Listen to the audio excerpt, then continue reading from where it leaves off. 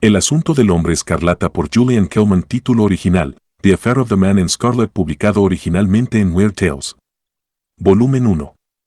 Número 2. Abril de 1923. Dos campesinos franceses, uno joven y el otro viejo, vigoroso y desdentado, ambos cargando cestas y vestidos con calzones y túnicas raídas, miraban boquiabiertos a la pareja de caballos que luchaban por arrastrar el carruaje cerrado cuesta arriba en el bosque de Angulema. En ese instante parecía que los animales estaban a punto de desfallecer. El cochero, un joven sobrio con librea apagada y con insignias indescifrables en los hombros, usaba el látigo sin piedad. El chasquido resonaba, los caballos se lanzaban frenéticamente, mientras un torrente de invectivas brotaba de los labios del conductor. «Par de necios», gritó al fin. «Echad una mano». Los campesinos, dispuestos, pusieron el hombro a la rueda. El carruaje ganó impulso y coronó la cuesta. Al hacerlo, los dos campesinos echaron a correr, sus cestas bamboleándose, pero una voz resonó detrás. «Cuidado con el camino, zopencos». El estrépito de los cascos se precipitó sobre ellos. Apenas tuvieron tiempo de lanzarse a un lado cuando tres jinetes, presumiblemente escoltas del carruaje, pasaron raudos. Los campesinos contemplaron con admiración las figuras relucientes. «Esos serán los jinetes del buen rey Felipe», anunció André, el más joven. «¿Viste los emblemas en sus chaquetas?» «Así lo hice», respondió Jack, con un destello de comprensión en sus ojos ancianos. «Me parece que sé que los trae al pueblo de Peptoneau». «Y, dime, ¿qué es lo que los trae al pueblo de Peptoneau?» Al mencionar al verdugo oficial, que años atrás había llegado desde las cercanías de Fontainebleau para residir en Peptoneau, el compañero de Jack guardó silencio. El anciano soltó una risita. «Ah. Aquellos fueron días alegres cuando el viejo Jack era jardinero en el Palacio Real». «Y que lo sepas tú, patán de Peptoneau», la voz de Jack se alzó, «que mi mejor amigo entonces era el viejo Capeluche, nada menos que el padre de nuestro vecino Verdugo, quien, por cierto, es hombre de mal genio, lo que explica fácilmente por qué perdió el favor en Fontainebleau». «Ay de mí», suspiró Jack. «Tú, André, deberías haber escuchado las raras historias que contaba el viejo Capeluche, hijo de hijo de hijo de Verdugo, hasta 4 generaciones».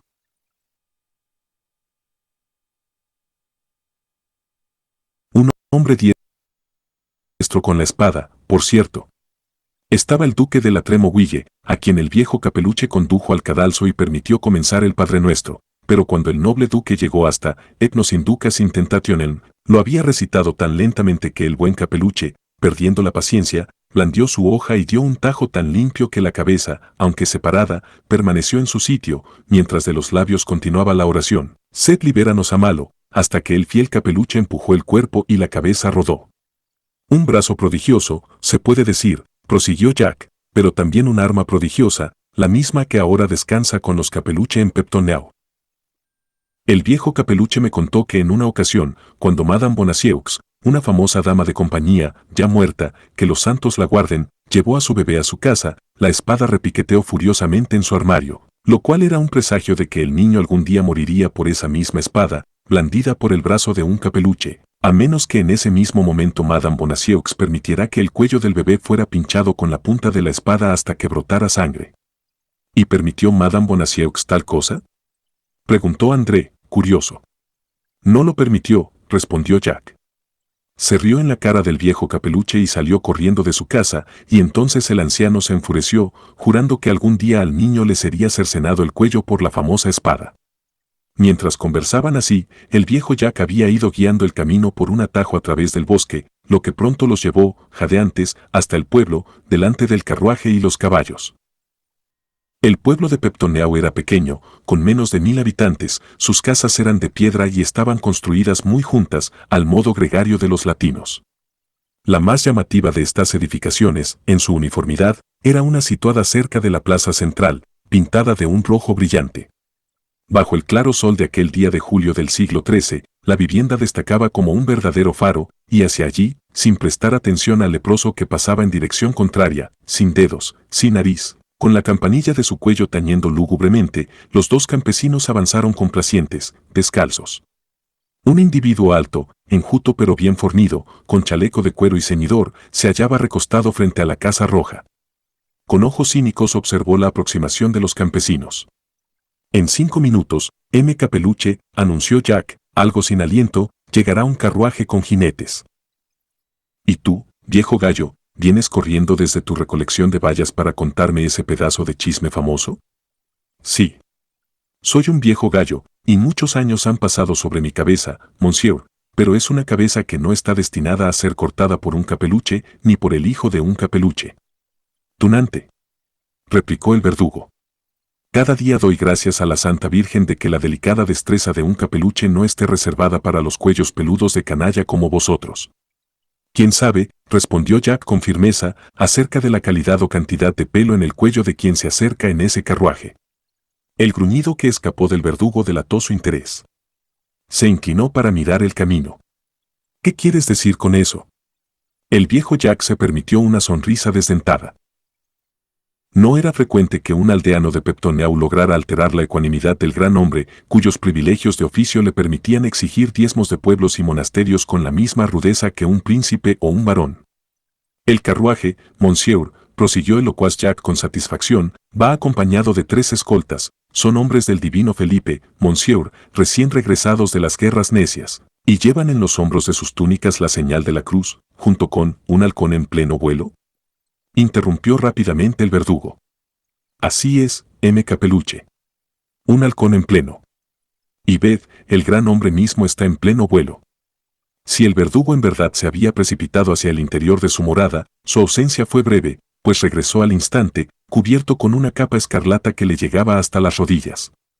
En ese momento resonó el llamado de una trompeta y aparecieron 3 jinetes, seguidos por el carruaje que avanzaba a toda velocidad. M. Capeluche tomó posición en medio del camino y pronto atrapó las cabezas de los caballos que tiraban del carruaje. Sus ojos negros chispearon al notar los ijares temblorosos de los animales forzados.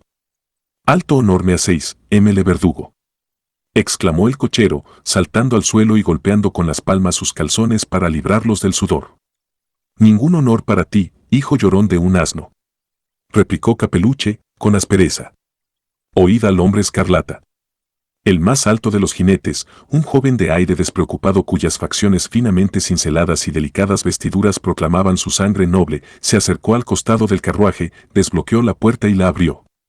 Dentro se hallaba una mujer de extraordinaria belleza, de unos 22 años. Tenía un aire de sorpresa encantadora y totalmente inesperada. Al descender, aceptando con graciosa delicadeza el brazo ofrecido por el galán, sus ojos azules, muy separados, se deslumbraron con el fulgor de la luz del mediodía. «Gracias, conde de Mousqueton», murmuró. Con su protegida, el conde se aproximó entonces al verdugo, que permanecía con los brazos en jarras y la mirada aguda fija en los recién llegados. «M. Capeluche», dijo el conde, con cortesía. «El maestro real envía hoy el cuerpo de M. Bonacieux. Estos documentos, señor, son su mandato.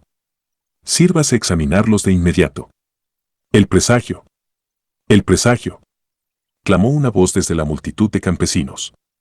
«¿Quién grita?», exigió Capeluche, mirando alrededor con fiereza, mientras caía el silencio. Con un gesto que apenas atendía a la etiqueta de la ocasión, el verdugo aceptó el pergamino adornado con cintas y desgarró la cubierta. El escrito era interminable y estaba inscrito en latín.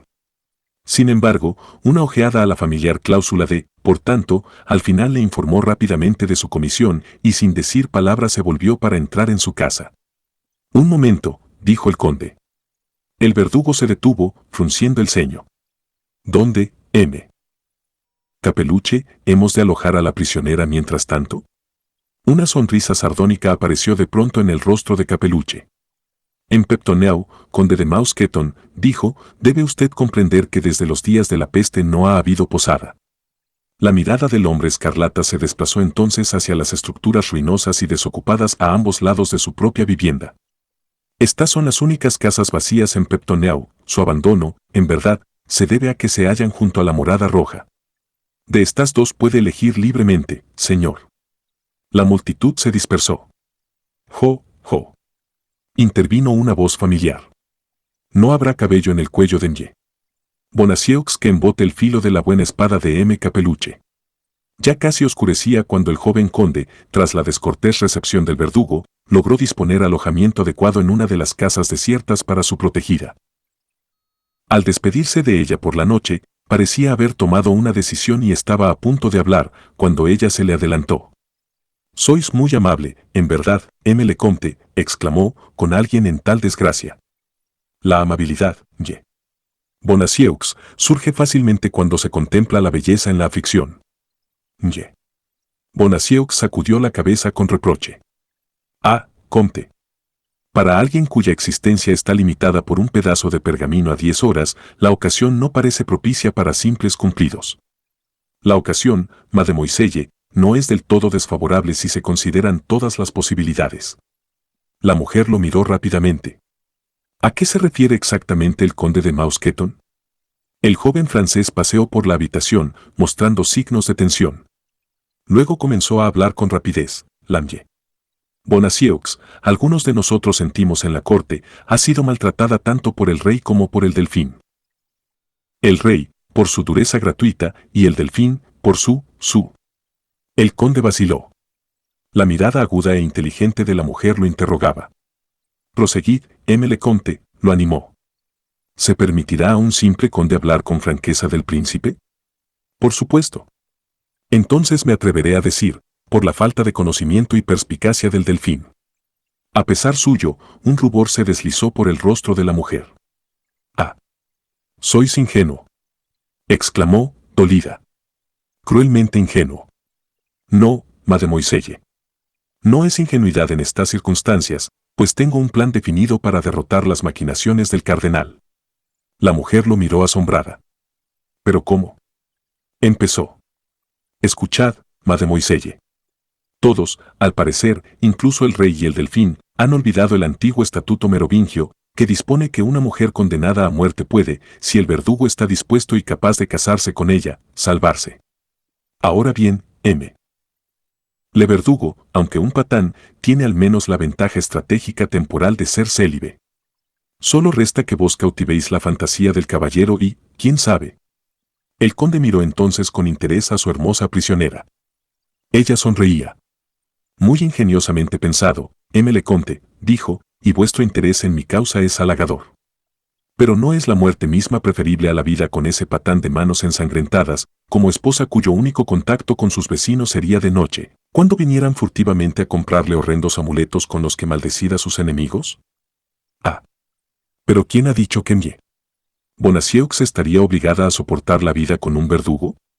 Seguramente no se espera, observó la mujer, que el verdugo fuese lo bastante galante como para liberarme inmediatamente después de la ceremonia».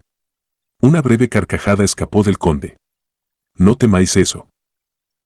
Mi propósito es librarlo de su embarazo de recién casado dentro de los 10 minutos posteriores a que tenga esposa». «Ah. Un rescate. Vos, un mensajero del rey, ¿os atreveríais a hacer eso por mí? ¿Y por qué no? ¿Pero por qué habríais de hacerlo?». El rostro del conde se sonrojó levemente. Quien ama no consideraría tal empresa como un peligro. Los ojos de la mujer se encendieron. Se acercó al conde. Él tomó su mano y la besó.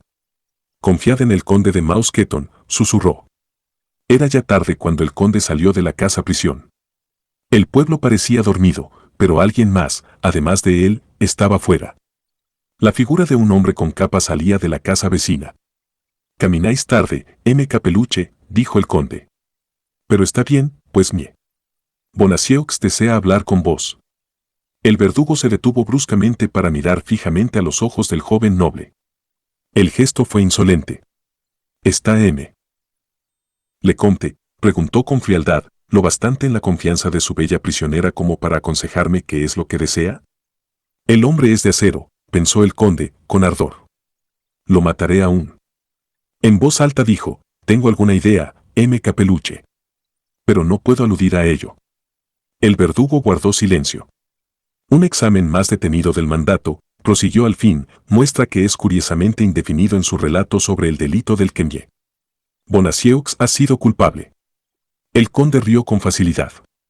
M. de Briseaut se alegrará de saber que el perspicaz Capeluche así lo ha encontrado. ¿Y quién es de Briseaut? El ingenioso abogado especial empleado por el cardenal para redactar el documento. Es una obra de arte. Entonces no puedo equivocarme al suponer que alguien tan astuto como el conde de Mousqueton y recién llegado de Fontainebleau podrá decirme la verdadera naturaleza del caso.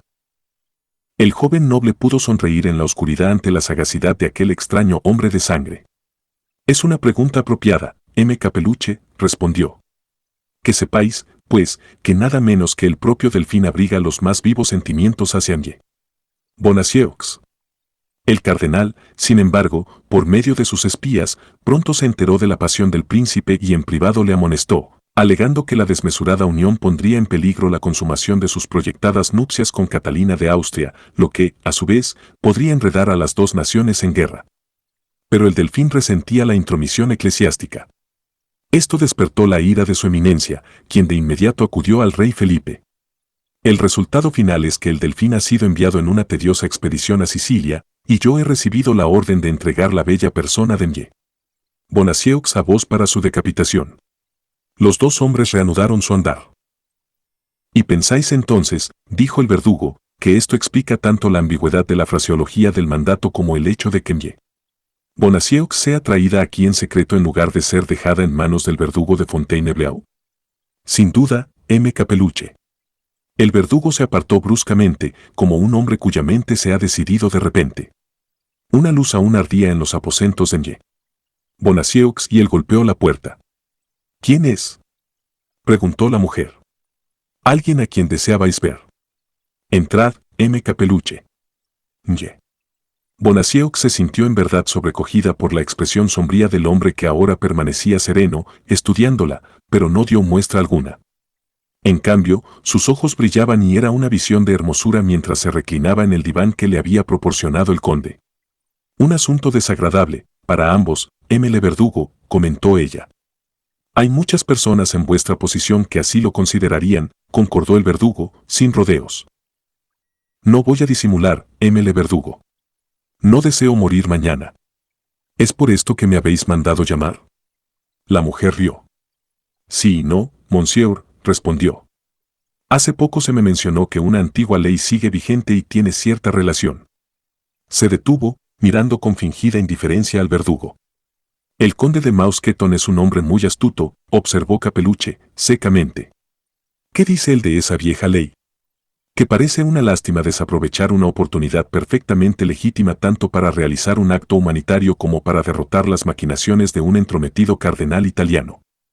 Por primera vez, los rasgos de Capeluche se relajaron en una sonrisa. Inge. Bonacieux, entonces, entre los dos males, la muerte o un verdugo, está dispuesta a elegir el segundo. Lo ponéis tan crudamente, M. le Verdugo, suspiró ella. Puede haber compensaciones en ambos casos.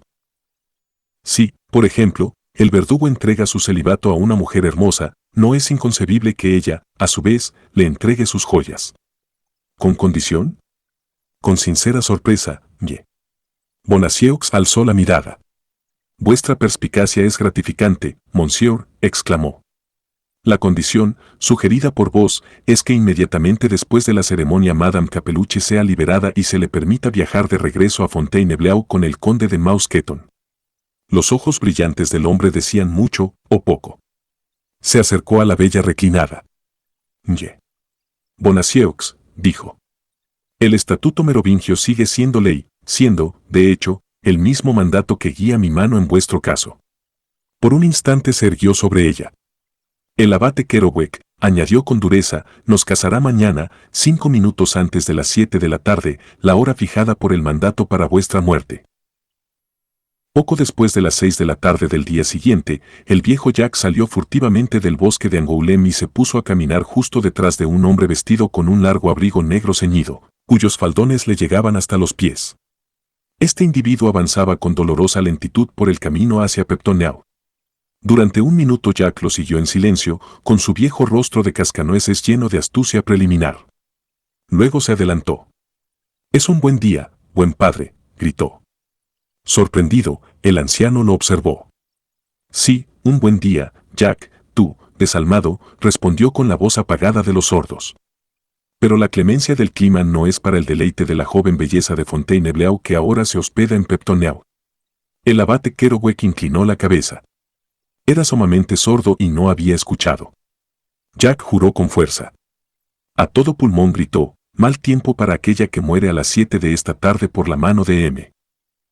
Capeluche. La luz de la comprensión apareció en las facciones del anciano abate. Ah, buen hombre, os equivocáis. Voy a la morada de M. Capeluche con una misión más benévola que la de absolver el alma de alguien condenado por el mandato del rey. Fue el turno de Jack de sorprenderse. Ah. ¿Decís que M. Bonacieux no ha de morir esta noche? Los ojos del abate mostraron que comprendía. Eso digo, en efecto, Jack. Tú y yo somos viejos y hemos visto mucho, pero nunca antes alguien de nuestra generación, en toda Francia y sus dominios, ha presenciado lo que está a punto de ocurrir en el modesto Peptoneau. ¿Y qué es eso?, preguntó Jack con brusquedad. La boda de M. Capeluche, el verdugo, con Y. Bonacieux, la condenada. Jack echó la cabeza hacia atrás y rió hasta que las lágrimas rodaron por sus mejillas. Eso sí que es cómico, gritó. M. Le Verdugo se casa con una mujer y acto seguido le corta la cabeza. Los ojos de búho del abate miraron solemnemente a Jack. No comprendéis todo el alcance de lo que os he dicho, Jack. El viejo campesino se puso serio de inmediato. ¿Qué queréis decir? ¿Nunca habéis oído hablar del estatuto merovingio que dispone que el verdugo puede casarse con una mujer condenada, si está dispuesto y es capaz, y así salvarle la vida? Ah. Ah. Ah. Exclamó Jack, abriendo y cerrando sus pequeños ojos con rapidez fulgurante. Así es como procede, M. Le Verdugo se rinde a los encantos de la hermosa M. Bonacieux. Planea tomarla por esposa. ¿No es la situación divertida? De pronto sacudió el brazo del viejo abate. Pero no puede ser, abate Kerouac, exclamó con vehemencia. Yo conocí al digno M. Capeluche en Fontainebleau. Era amigo mío y padre del verdugo de Peptoneau, y me confió que en cierta ocasión una dama de compañía llevó a su hijo a la morada roja, y entonces la espada de los Capeluche repiqueteó furiosamente en su armario, lo que significaba, con absoluta certeza, que el niño, a menos que su cuello fuese pinchado por la punta de la espada, algún día moriría por esa espada. Aquella mujer llevaba el nombre de Bonacieux, y ahora, después de 18 años, el viejo Jack vive para ver a M. Bonacieux, la niña convertida en mujer, esperando su muerte bajo la famosa espada en manos de un capeluche. Jack hizo una pausa para tomar aire. El viejo abate había tratado de seguir la arenga del campesino. ¿Lo entendéis? Un presagio, gritó Jack, desesperado. M. Bonacieux ha de morir esta noche por la espada del verdugo, Capeluche. No, no, Jack, exclamó a su vez el abate. No sé de qué habláis, salvo que sea impío. Pero habrá una boda en Peptoneau esta noche, y ninguna mujer morirá por la mano de Capeluche. Una multitud se había reunido frente a la Casa Roja cuando el abate y su compañero Jack avanzaron por la calle del pueblo. El conde los recibió. Vestía jubón y calzas de color violeta con agujetas del mismo tono, con las acostumbradas aberturas por las que asomaba la camisa. El atuendo era elegante, aunque mostraba señales de haber sido sacado recientemente de un baúl de viaje, lo que le dejaba pliegues. Tenemos poco tiempo, dijo. Se apartó de ellos, pero regresó enseguida con Y. Bonacieux, y al verla, con su belleza poco común, acompañada de la gallarda figura del conde, un murmullo de admiración recorrió a los espectadores campesinos. Con el abate a la cabeza, el pequeño grupo entró en la morada roja. M. Capeluche, con la capa de su oficio, los aguardaba. Al abate lo trató con marcada deferencia, una actitud que le resultaba extraña. Como hombre más allá del ámbito de la iglesia y de la sociedad, debido a su oficio, Capeluche había dudado de si el digno clérigo aceptaría realizar la ceremonia. Mientras avanzaban los acontecimientos, su rostro conservaba la habitual y sombría compostura, pero sus ojos, posados en la fascinante criatura que permanecía recatada a su lado, brillaban con una luz que revelaba plenamente su reacción ante las posibilidades de la ocasión. Pasó una hora, y el viejo Jack yacía en su cama. Estaba completamente vestido, despierto y alerta, a pesar de que su hora de descanso había pasado hacía mucho. De pronto le llegó el sonido de cascos que se acercaban. Con la inquieta agilidad de un muñeco de resorte, salió corriendo de su casa y alcanzó a ver al jinete que se precipitaba hacia la morada de Capeluche. Los jinetes, 7 en total, llevaban máscaras. Golpearon la puerta exigiendo entrada. Una luz se encendió dentro y el viejo Jack pudo ver, a través de una ventana abierta, al verdugo. Estaba asegurando todo contra el ataque. Sin embargo, una ventana a la derecha, que acababa de ser cerrada, se abrió inesperadamente y una mano femenina se extendió. De ella ondeó un pañuelo. Dos de los jinetes se dirigieron hacia la ventana abierta. Pero la mano fue retirada con rapidez y un terrible grito siguió. Un momento después la puerta cedió. El grupo atacante irrumpió en la vivienda, tropezando unos con otros. Una visión espantosa se presentó ante ellos. En el centro de la sala estaba Capeluche, un Mefistófeles escarlata. Sus manos sostenían la cabeza limpiamente cercenada de Nye. Bonacieux, cuyos hermosos cabellos caían casi hasta el suelo. A sus pies yacía el largo arma de su oficio. Extendió la cabeza delante de sí. Quizá, dijo con severidad, el conde de Mousqueton quisiera saborear un beso de los labios de Madame Capeluche, esposa de un verdugo. Ella era muy celosa de esos mismos labios, un delfín los ha sentido. Y mirad. Mirad qué deliciosamente cupidos son. De pronto la voz de Jack irrumpió. ¡Ante Dios!, exclamó el viejo campesino, con inmensa satisfacción. El presagio. Fin. Traducción al español realizada por Héctor Torres para El Baúl de Próspero. Todos los derechos de esta versión reservados.